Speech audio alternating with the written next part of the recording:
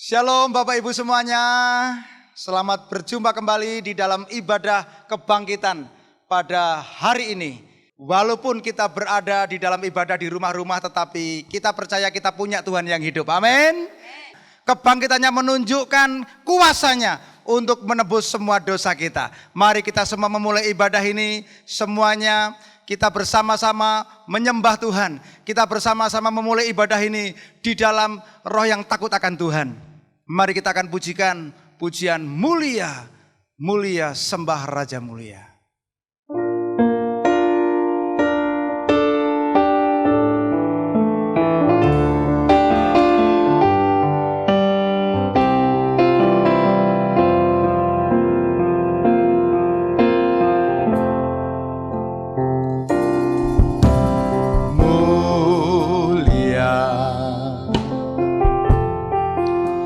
Sembah Raja mulia, bagi Yesus puji hormat dan kuasa.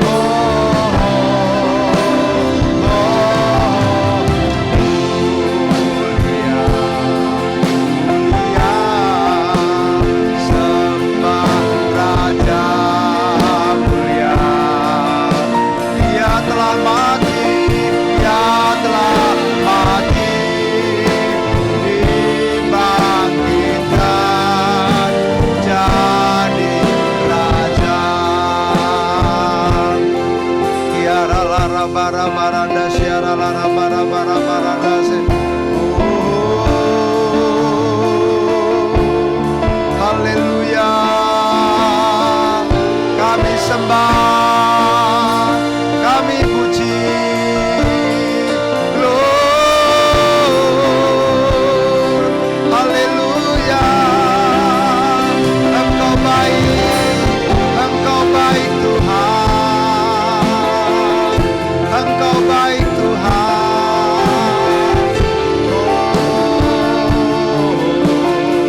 Haleluya, Yesus,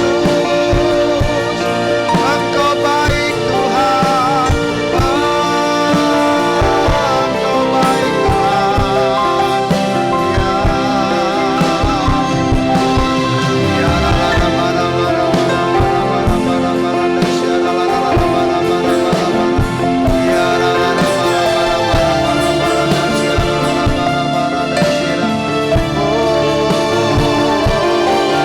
Haleluya, sembah Dia. Haleluya.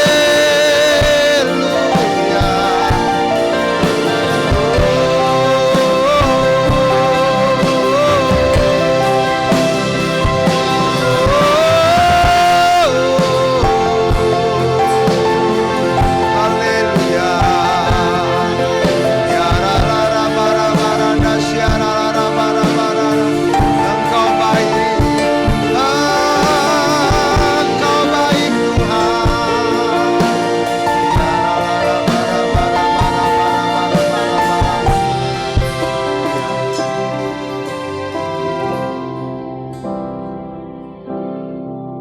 Kami bersyukur Tuhan untuk ibadah pagi ini, ibadah kebangkitan Kristus. Kami bersyukur kami punya Tuhan yang hidup. Tuhan yang bangkit menunjukkan. Tuhan mengatasi semua alam maut.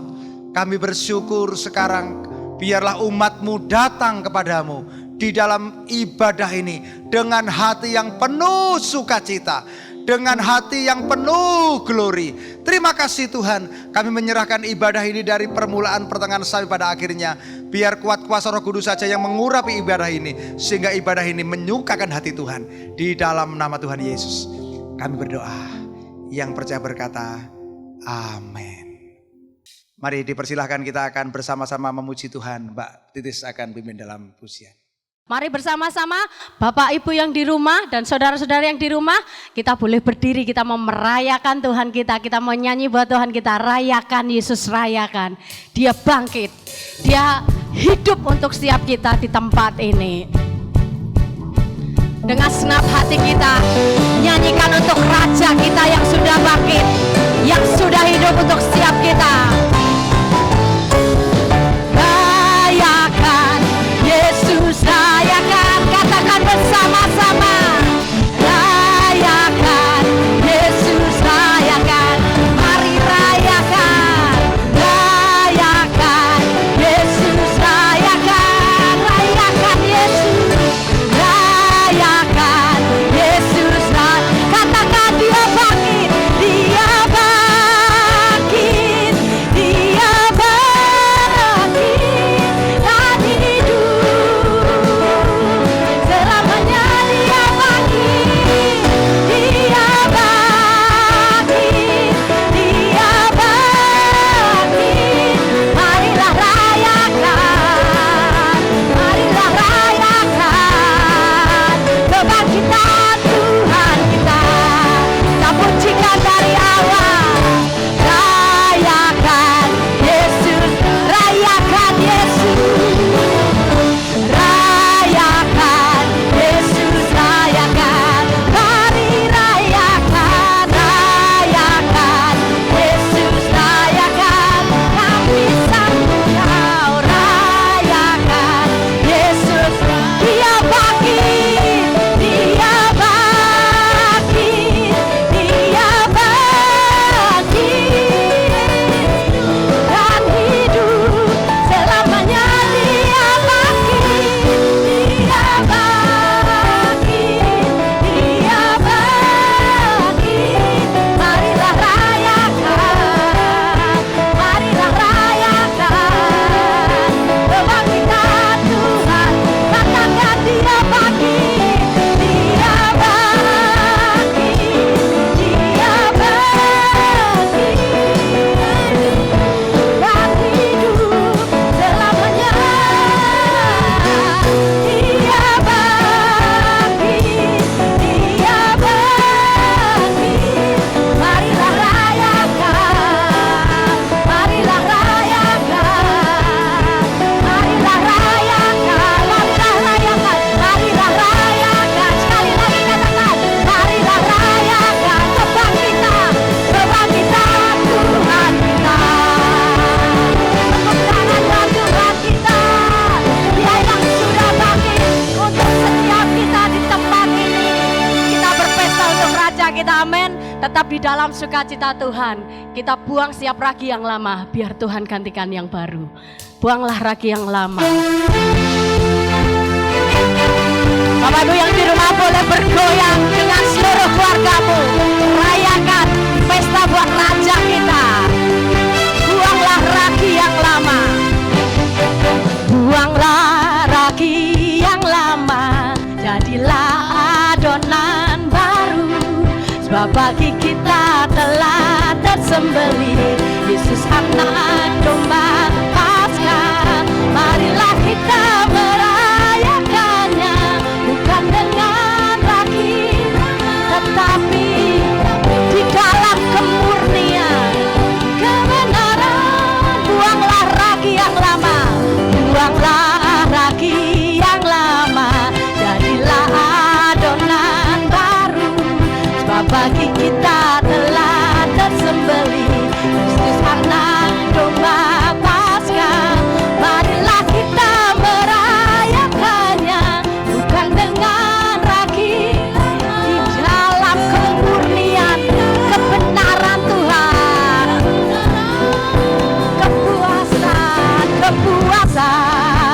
sejati kita nikmati karena Tuhan kita, amin. Kesukaan ilahi, katakan terjadi suasana pesta, amin. Senantiasa menjadi milik kita bila korbannya selalu diadukan. Buanglah ragi yang lama, buanglah ragi yang lama, jadilah adonan baru.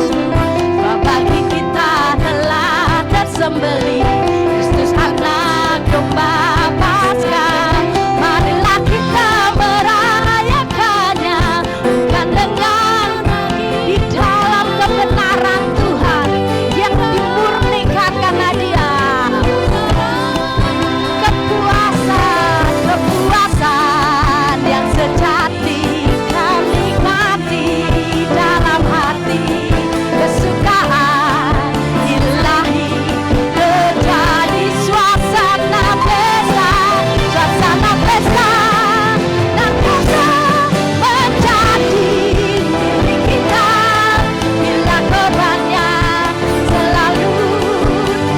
Kepuasan yang sejati, kepuasan yang sejati kau nikmati dalam hati. Kesukaan ilahi terjadi suasana pesta, suasana pesta. Senantiasa menjadi milik kita bila korbannya selalu. Sekali lagi, gandeng tangan saudara dan suami istri. Kepuasan yang sejati kita nikmati karena Tuhan kita, amin. Kesukaan ilahi terjadi suasana pesta, senantiasa menjadi milik kita bila korbannya selalu. Suasana pesta, suasana pesta, senantiasa menjadi milik kita bila korbannya selalu diagungkan. Di kemuliaan buat Tuhan kita, biar Yesus yang diagungkan di dalam hidup kita, atas keluarga kita, amin. Sukacita Tuhan karena kebangkitannya terus ada atas hidup kita, dan Yesus kita yang dimuliakan lebih lagi. Mari Tuhan, biarlah hanya Engkau yang dimuliakan Tuhan atas kami di tempat ini. Kami mau menyembah-Mu lebih lagi Bapa. Mulia, mulia. Terima kasih Tuhan. Engkau yang layak dipuji dan disembah. Ini pujian kami untuk Engkau Tuhan. Kiralamaya syik, kiralamaya syik. Mulia, mulia bagi anak domba, katakan mulia, mulia, mulia bagi anak domba. Sebab Engkau mulia, mulia yang layak dipuji, yang duduk di tahta dan yang akan memerintah selamanya atas semua yang di bumi. Mari berikan pujian terbaik untuk Tuhan kita, katakan bersama-sama. Mulia, mulia, mulia bagi anak. Mulia Engkau Tuhan, mulia, mulia bagi anak domba.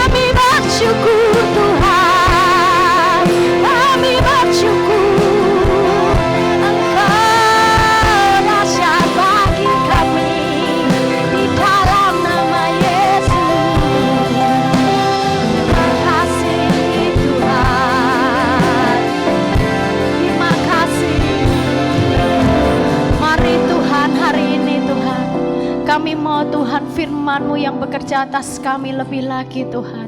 Kami percaya bahwa firman-Mu memberi kekuatan yang baru untuk setiap kami Tuhan. Kemenangan demi kemenangan Kau sediakan atas kami Bapa. Kami mau terima kebenaran-Mu Tuhan hari ini. Hanya di dalam anugerah Tuhan Yesus Kristus kami siap terima firman. Amin.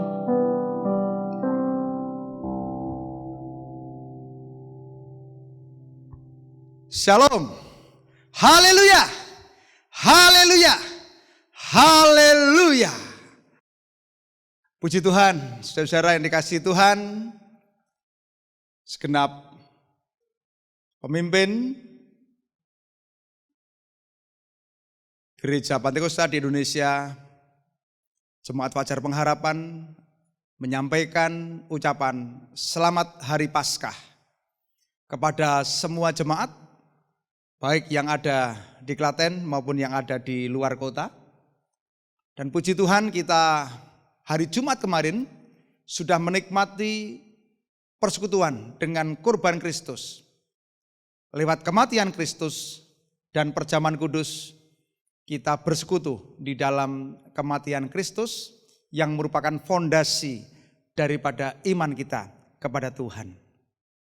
Hari ini kita akan bersama-sama mendengarkan firman Tuhan dengan judul Kebangkitan yang Memberi Pengharapan. Saya ulangi lagi, kebangkitan yang memberi pengharapan. Nats daripada firman Tuhan pada ibadah kebangkitan kita ambil dari 1 Korintus pasal yang ke-15. Namun kita hanya akan baca dari ayat yang ke-17 sampai dengan ayat yang ke-20. Demikianlah firman Tuhan. Silahkan Bapak Ibu yang ada di rumah-rumah, adik-adik semuanya membuka Alkitab, membaca firman Tuhan. Kita akan baca bersama-sama 2, 3. Dan jika Kristus tidak dibangkitkan, maka sia-sialah kepercayaan kamu dan kamu masih hidup dalam dosamu. Demikianlah binasa juga orang-orang yang mati dalam Kristus. Jikalau kita hanya dalam hidup ini saja menaruh pengharapan pada Kristus, maka kita adalah orang-orang yang paling malang dari segala manusia.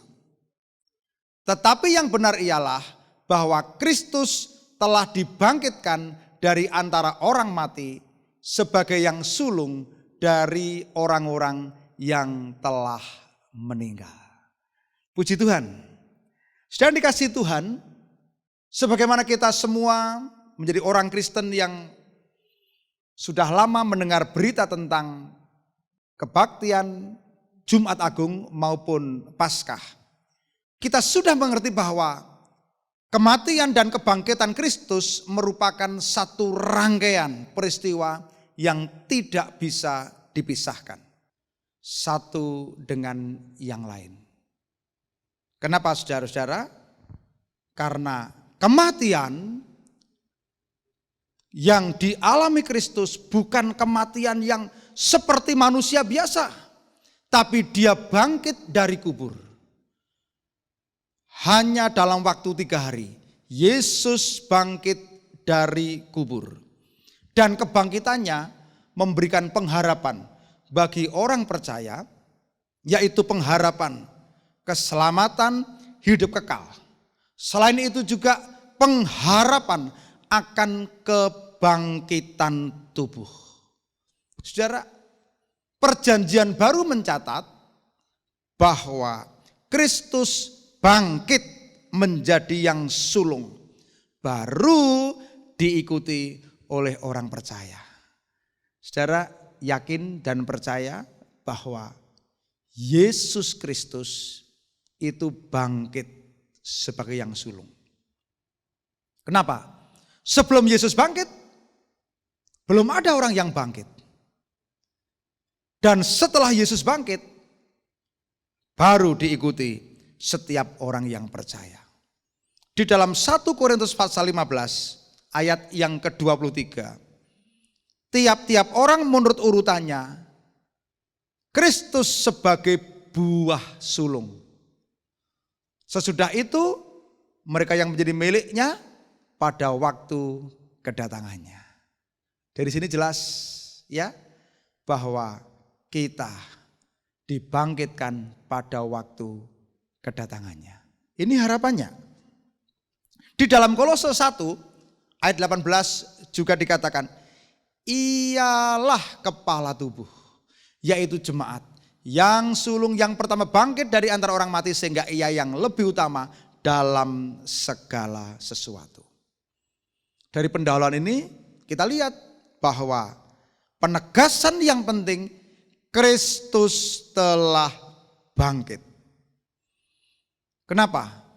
Ini kita ulang lagi di dalam ibadah ini, karena banyak upaya dari zaman dulu sampai sekarang yang menolak fakta tentang kebangkitan Kristus. Apa yang diterangkan Rasul Paulus tadi sebenarnya untuk mematahkan kepercayaan Saduki yang mengatakan tidak ada kebangkitan tubuh. Selain itu juga permasalahan kekristenan yang dihadapi sepanjang zaman. Saya ulangi lagi, sepanjang zaman adalah apa? Fakta bahwa kematian dan kebangkitan Kristus ini dipertanyakan, ini diragukan. Ya, karena apa? Kematian dan kebangkitan Kristus seringkali hanya dianggap sebagai satu dogma. Ya, dogma kekristenan alias tanpa dasar, tanpa fakta histori sama sekali. Nah, oleh karena itu, ini adalah persoalan yang dihadapi, tantangan yang dihadapi oleh iman kekristenan. Karena ini tidak hanya dihadapi oleh orang Kristen zaman sekarang, tapi itu juga sejak dari zaman Rasul masih hidup. Telah banyak upaya untuk menutup fakta sejarah tentang kebangkitan Kristus. Dari catatan 1 Korintus pasal 15 ayat 1 sampai 8 mengimplikasikan ada fakta untuk menutup fakta kebangkitan Tuhan Yesus. Saudara, juga di dalam catatan Matius pasal 28 ayat 11 sampai 15, Matius menggambarkan bahwa sejak zaman kebangkitan Kristus, para imam kepala dan tua-tua agama Yahudi sejak dulu sudah berupaya membungkam kesaksian para serdadu yang menjaga kubur Kristus, yang adalah saksi bagi kebangkitan Kristus sendiri. Dengan demikian tidak mengherankan bahwa upaya ini untuk membungkam tentang fakta sejarah tentang kebangkitan Kristus. Saudara yang dikasihi Tuhan, firman Allah dengan jelas menegaskan Yesus Kristus mati di kayu salib. Dan pada hari yang ketiga dia bangkit. Ya, sedikit saya mengulang tentang siapakah Yesus dari beberapa 8 poin tentang siapakah Yesus yang ada di dalam pemuritan di jemaat kita. Saya ingin membahas ulang tentang siapakah Yesus yang berkaitan dengan kematian dan kebangkitan. Yesus adalah penggenap nubuatan perjanjian lama. Nubuatan ini di dalam bahasa Yunani dari kata propanae. Ya. Pro artinya sebelum, panae artinya mengatakan. Berarti apa? Artinya mengatakan sebelumnya. Tentang Yesus sebagai penggenap nubuatan perjanjian lama. Kelahiran Yesus sudah dinubuatkan. Kematian Kristus sudah dinubuatkan sejak lama. Sejak ratusan tahun Yesaya pasal 53 ayat 9 mengatakan, orang menempatkan kuburnya di antara orang-orang fasik, dan di dalam matinya ia ada di antara penjahat-penjahat, sekalipun ia tidak berbuat kekerasan dan tipu daya tidak ada dalam mulutnya. Saudara, inilah bukti bahwa kematian Yesus sudah dinubuatkan. Yesus adalah Tuhan, dia adalah manusia sejati dan Allah sejati. Tidak ada orang biasa yang ratusan tahun sebelumnya sudah dinubuatkan kelahirannya, sudah dinubuatkan kematiannya. Bahkan Yesus sudah dinubuatkan kebangkitannya. Di dalam Mazmur pasal 16 ayat 10 dikatakan, sebab engkau tidak menyerahkan aku ke dunia orang mati, dan tidak membiarkan orang kudusmu melihat kebinasaan. Saudara, kurang apa lagi? Ya, makanya di dalam ibadah kebangkitan ini semakin diperteguh iman dan keyakinan kita bahwa Yesus sudah mati. Kenapa? Kematian ini penting karena dia adalah manusia yang tidak bercacat celah, tanpa dosa, tipu daya tidak ada pada mulutnya. Dia adalah korban yang sempurna. Dia yang memuaskan murka Bapa. Sehingga Yesus menjadi pribadi yang tak bercacat celah. Maka disebut sebagai domba, anak domba Allah. Saudara, oleh karena itu Yesus Kristus memproklamasikan dirinya. Di dalam Yohanes pasal 11 ayat 25, jawab Yesus, akulah kebangkitan dan hidup, barang siapa percaya kepadaku, ia akan hidup walaupun ia sudah mati. Bapak Ibu, percayakah Bapak Ibu bahwa Yesus benar-benar mati? Amin. Amin.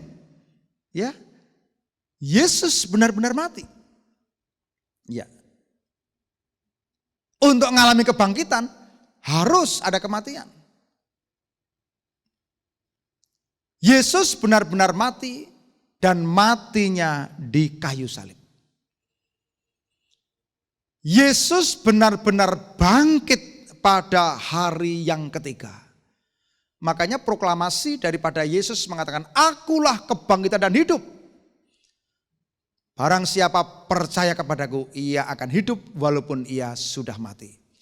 Yesus selama pelayanan, dia menghidupkan orang mati. Dan dia sendiri bangkit daripada kematian. Saya mau tanya, siapa di antara Bapak Ibu yang sudah pernah melihat dan mendengar orang mati bangkit lagi? Memang ada fakta mati suri, ya. Memang ada fakta orang mati hidup lagi. Ya. Makanya dalam tradisi Yahudi orang mati ditunggu sampai 3 hari. Untuk mematahkan itu, Yesus membangkitkan Lazarus pada hari yang keempat. Pada hari yang keempat. Yesus benar-benar punya kuasa untuk membangkitkan dari kematian. Saudara, Yesus menaklukkan kematian. Banyak orang di dunia ini yang menyebut dirinya entah apa sebutannya. Kalau mati ya mati saja. Ya, enggak ada yang mati bangkit. Hanya Yesus sebagai kebangkitan dan hidup. Makanya dia memproklamasikan dirinya, akulah kebangkitan dan hidup. Dan proklamasi Yesus ini didasarkan kepada kuasa kebangkitan yang sudah membangkitkan dirinya dari orang mati. Ya. Kebangkitan Yesus Kristus membuktikan bahwa Yesus adalah Tuhan. Yesus adalah Tuhan. Dia berasal dari surga, turun ke dunia, mati dan bangkit dan naik ke surga. Itulah Tuhan yang kita sembah. Beri kemuliaan bagi Tuhan, saudara-saudara. Haleluya. Saudara, oleh karena itu pengharapan di dalam Yesus tidak sia-sia. Kalau kemarin Jumat kita belajar tentang kematian Kristus. Sesungguhnya kematian Kristus itu mengerjakan pengharapan. Ya. Kematian Kristus mengerjakan pengharapan. Dasar dari pengharapan itu dimulai dari kematiannya. Kematiannya menunjukkan kasihnya kepada manusia. Kebangkitannya menunjukkan kuasanya menaklukkan maut. Lalu kalau kita lihat dasarnya apa? Kita punya pengharapan di dalam Tuhan. Ya, saya ulang sedikit.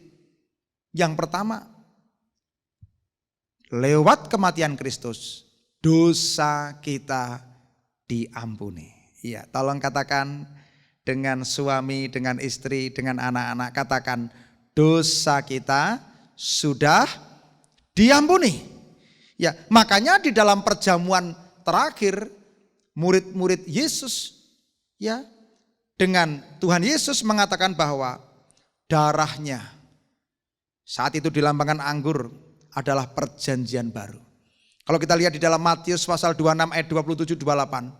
Sesudah itu ia mengambil cawan, mengucap syukur lalu memberikannya kepada mereka dan berkata, minumlah kamu semua dari cawan ini. Sebab inilah darahku, darah perjanjian yang ditumpahkan bagi banyak orang untuk pengampunan dosa. Saya ulangi lagi, untuk pengampunan dosa. Saya ulangi lagi, mari kita katakan bersama-sama yang di rumah-rumah, untuk apa? Pengampunan dosa. Dari sini jelas, sederhana, simpel saja.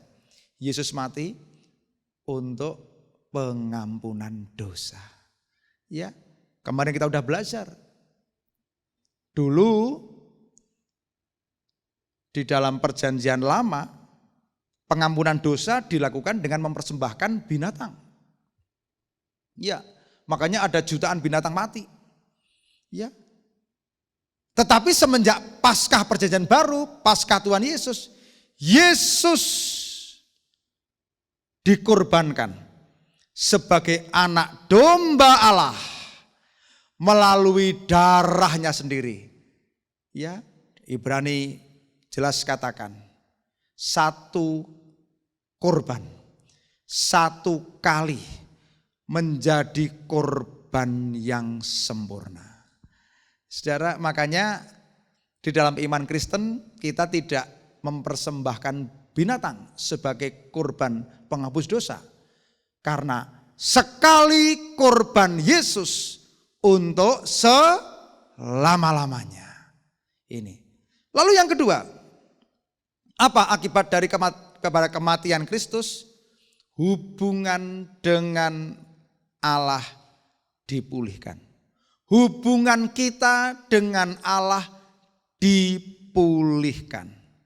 Ya, semenjak manusia jatuh dalam dosa, maka hubungan antara manusia dengan Allah terputus.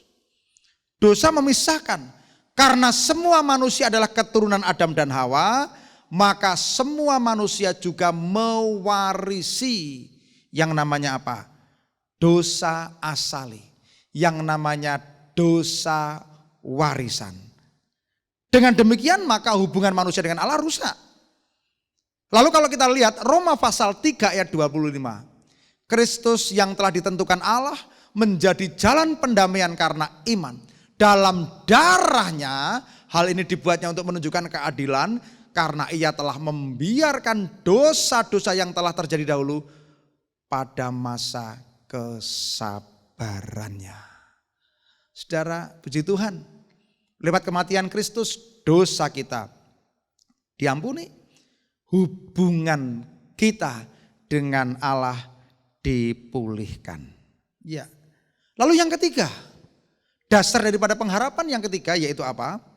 Kita dibebaskan dari hukuman kekal dan diberi apa? Keselamatan yang kekal. Saya ulangi lagi, kita dibebaskan dari kematian kekal dan diberi keselamatan kekal.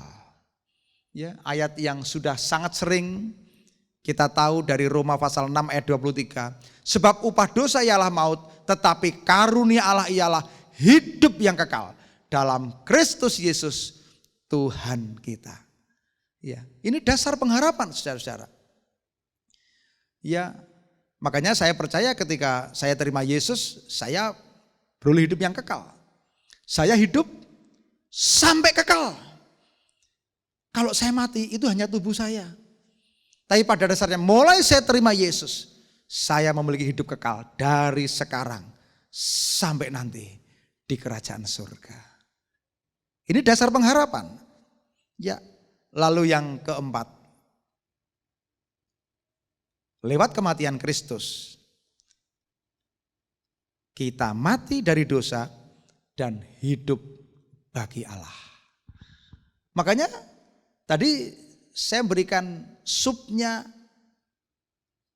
pengharapan dari kematian Kristus dan kebangkitan Kristus. Kita mati. Ya, kenapa? Sebab kematiannya adalah kematian terhadap dosa. Jadi dosanya dimatikan.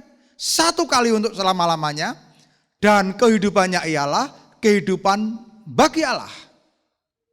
Demikianlah hendaknya kamu memandangnya bahwa kamu telah mati bagi dosa, tetapi kamu hidup bagi Allah dalam Kristus Yesus.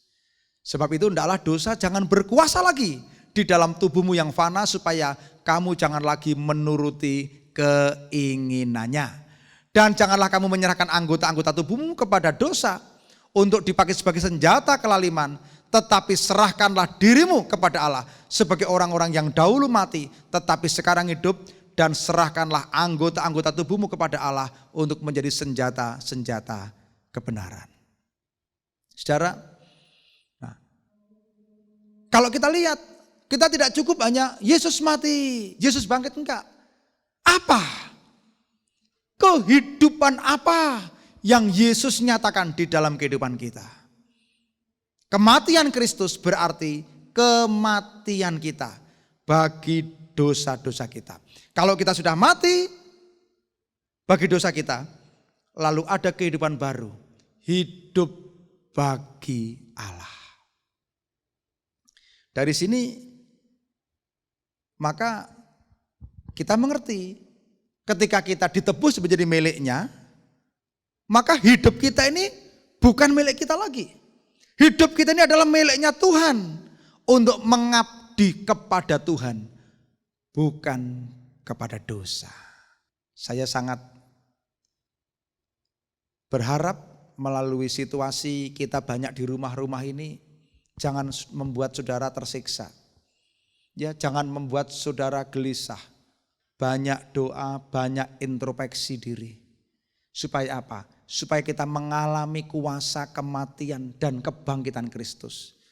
Ketika hidup kita sudah ditebus oleh darah Yesus, hidup kita menjadi milik Kristus. Kita menyerahkan anggota tubuh kita, semua anggota tubuh kita, ya, kepada Tuhan, ya, bukan kepada dosa, ya, supaya apa? Menjadi senjata kebenaran. Ini harapan. Ya, makanya ketika kita hidup di dalam kehendak Tuhan, hidup dibangkitkan di dalam kuasa kebangkitan Kristus, hidup kita berubah. Ya, makanya orang di dalam Tuhan harus ada pengharapan. Ya, jangan ada orang di dalam Tuhan putus asa. Kenapa? Karena hidup kita dikerjakan oleh Kristus Yesus. Hidup kita dikuasai oleh Kristus Yesus sepenuhnya. Ya, ada satu cerita tentang sudah mengalami kematian Kristus, mengalami kebangkitan Kristus, tapi tidak mengerti. Ya. Banyak orang yang memiliki pengharapan hanya sifatnya jasmani saja. Kalau orang hanya punya pengharapan di dalam Kristus hanya jasmani saja, makanya mudah kecewa, mudah mundur, mudah meninggalkan Tuhan. Ada satu cerita, kalau kita lihat di dalam Lukas pasal 24, ayat 13. Ya. Beberapa murid Yesus ketika murid Yesus ini menyaksikan Yesus disalib, dia pikir, wah, Yesus sudah kalah. Yesus enggak jadi raja. Maka dia pergi pulang ke kampung yang bernama Emmaus, ya, yang letaknya kira-kira 7 mil dari Yerusalem. Lalu mereka bercakap-cakap tentang segala sesuatu yang terjadi. Sambil berjalan mereka bercakap-cakap. Lalu ketika mereka bercakap-cakap, mereka bertukar pikiran. Lalu datang Yesus mendekati mereka. Bersama-sama berjalan. Jadi yang tadinya 2 orang, sekarang 3 orang. Tetapi yang aneh, ada sesuatu yang menghalangi mata mereka. Sehingga mereka tidak mengenal Yesus tadi. Ya, Yesus berkata kepada mereka, apakah yang kamu percakapkan sementara kamu berjalan? Maka berhentilah mereka dengan muram dan berkata, seorang di antara mereka namanya Kleopas menjawab, adakah engkau satu-satunya orang asing di Yerusalem yang tidak tahu apa yang terjadi di situ pada hari-hari belakangan ini? Lalu Yesus bertanya, memangnya ada apa? Apa yang terjadi? Ya, lalu mereka menjawab, apa yang terjadi dengan Yesus orang Nazaret? Dia adalah seorang nabi yang berkuasa di dalam pekerjaan dan perkataan di hadapan Allah di seluruh bangsa. Tetapi imam-imam kepala dan pemimpin kami telah menyerahkan dia untuk dihukum mati. Dan mereka telah menyalibkan. Wah, dengan semangat ini orang ini cerita. Lalu dia lanjutkan berkata, padahal kami dahulu mengharapkan bahwa dialah yang datang membebaskan bangsa Israel. Tetapi sementara itu telah lewat 3 hari sejak semuanya ini terjadi. Tetapi beberapa perempuan dari kalangan kami telah mengejutkan kami. Pagi-pagi buta mereka pergi ke kubur dan tidak menemukan mayatnya. Lalu mereka datang dengan berita bahwa ia telah kelihatan kepada mereka. Malaikat-malaikat yang mengatakan bahwa ia hidup. Dan beberapa teman kami telah pergi ke kubur itu dan mendapatinya bahwa memang benar-benar yang dikatakan perempuan itu. Tetapi dia tidak mereka lihat. Lalu ia berkata kepada mereka, hai kamu orang-orang bodoh. Betapa lambannya hatimu sehingga kamu tidak percaya segala sesuatu yang telah dikatakan para nabi itu. Bukankah Mesias harus menderita semuanya itu untuk masuk ke dalam kemuliaannya? Lalu ia menjelaskan kepada mereka apa yang tertulis tentang dia dalam seluruh kitab suci. Mulai dari kitab Musa dan kitab-kitab nabi-nabi. Mereka mendekati kampung yang mereka tuju. Lalu ia berbuat seolah-olah hendak melanjutkan perjalanan. Yesus sepertinya hendak melanjutkan perjalanan.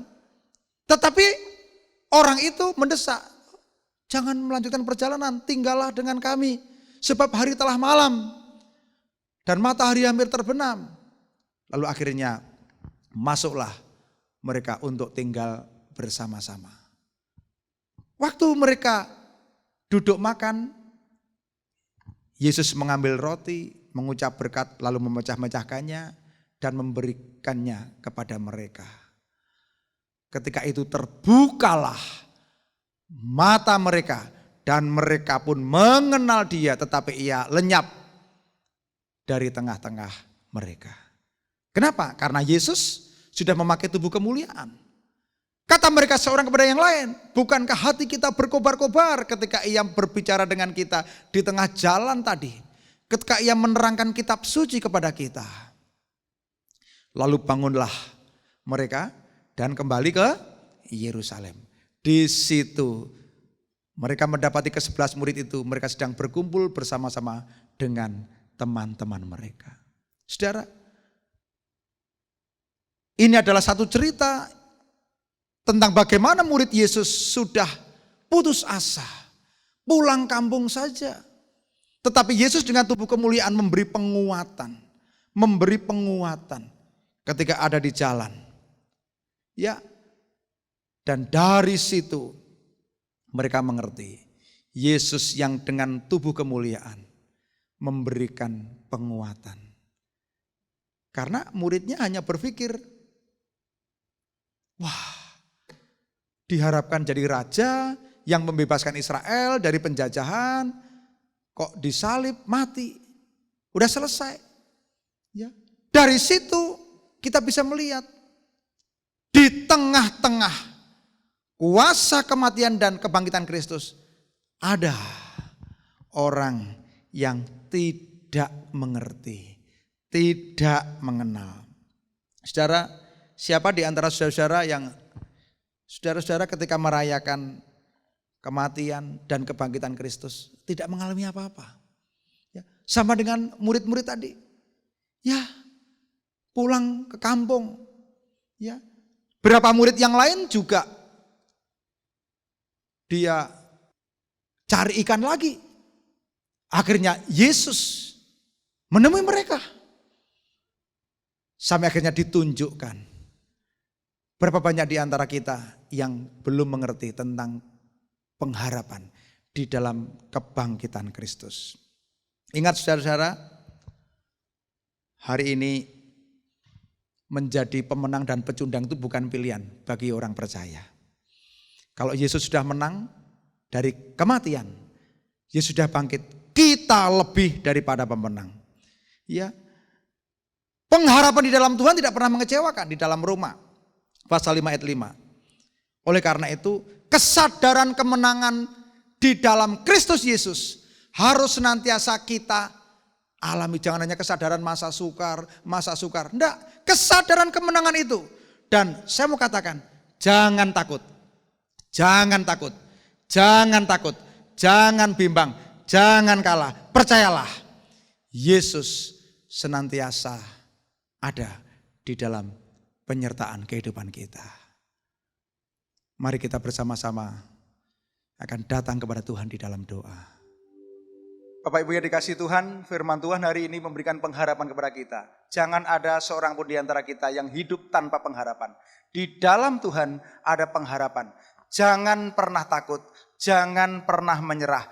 Kebangkitan Kristus memberikan kuasa kepada kita untuk juga mengalami kebangkitan. Mari kita semua keluarga-keluarga, mari kita semua berdiri semua. Yuk angkat tangan kita sembah Tuhan dengan pujian, ku tidak takut sebab kau besertaku.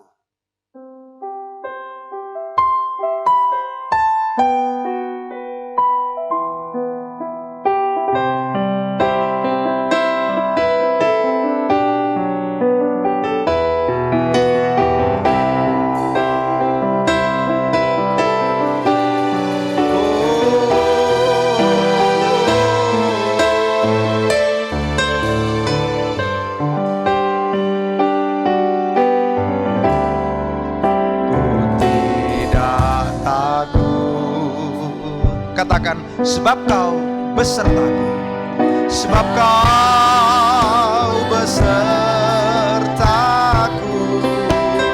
ku tidak bimbang, ku tidak bimbang, sebab engkau Allahku, sebab engkau Allahku.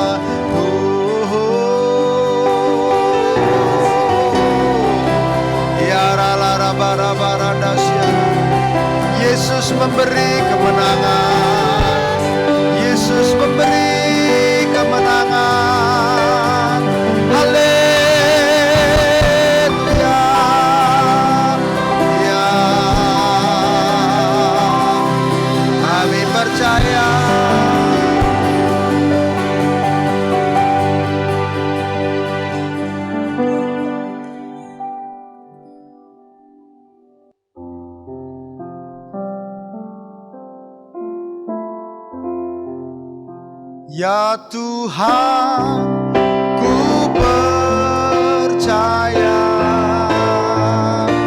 aku percaya. Semua nyanyikan. Lewati lembah air mata, aku percaya.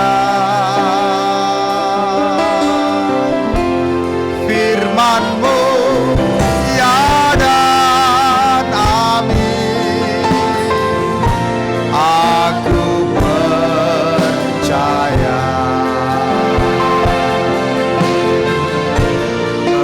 Kemenangan sudah Kau jamin, aku percaya. Kemenangan sudah Kau jamin, aku percaya. Kemenangan sudah Kau jamin, aku percaya, aku percaya, aku percaya, aku percaya.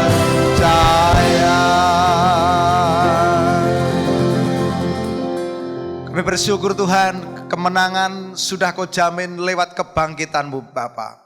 Kami bersyukur oleh karena kemenangan Kristus sudah terjadi di atas hidup kami. Sekarang kami sungguh-sungguh mengalami kemenangan itu di dalam kehidupan kami. Kami mau bertindak atas kemenangan Kristus, karena kemenangan Kristus mengerjakan kemenangan di dalam kehidupan kami. Sehingga tidak ada satupun umat-Mu yang hidup di dalam kekalahan, yang hidup dalam ketakutan, yang hidup di dalam sakit penyakit. Hari ini Tuhan, kami percaya Engkau sudah berfirman bahwa kemenangan sudah Kau jamin di dalam Tuhan. Mari kita naikkan doa syafaat. Kami berdoa bagi bangsa dan negara kami, Republik Indonesia. Bapa, biarlah belas kasihan-Mu Engkau nyatakan atas negeri kami Tuhan. Biarkan pemulihan demi pemulihan Kau nyatakan Tuhan. Pemulihan sakit penyakit, pemulihan krisis ekonomi, pemulihan lapangan pekerjaan, pemulihan global, semua Tuhan kerjakan. Karena kami tahu Tuhan, Engkau sekali-kali tidak pernah meninggalkan kami. Engkau Tuhan yang mengasihi negeri kami. Bahkan Engkau semua yang mengasihi semua umat-Mu yang ada di Indonesia ini. Terima kasih Tuhan. Demikian juga kami berdoa untuk belahan-belahan benua yang lain, negara-negara yang lain yang baru mengalami masalah, baru mengalami krisis ini Tuhan.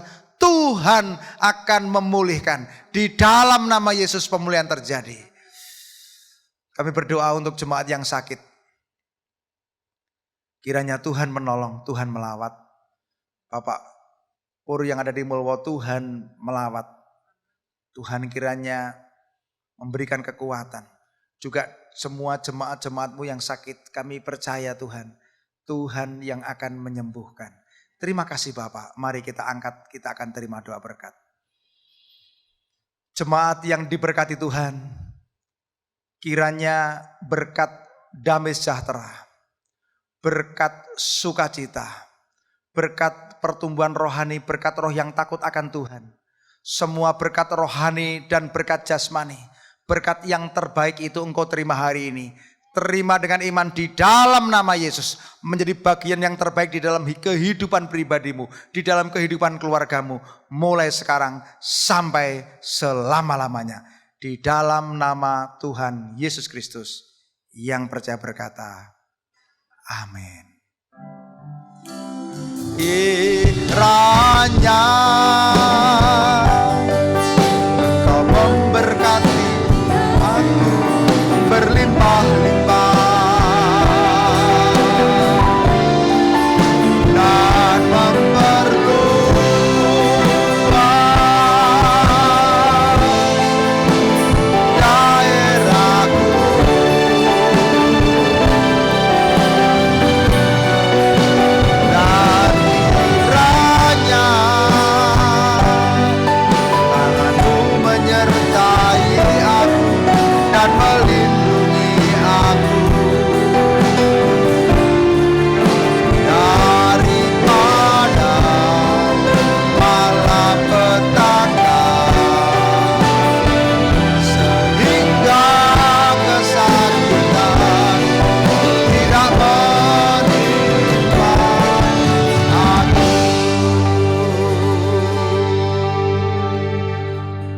Amin. Tuhan Yesus memberkati kita semua.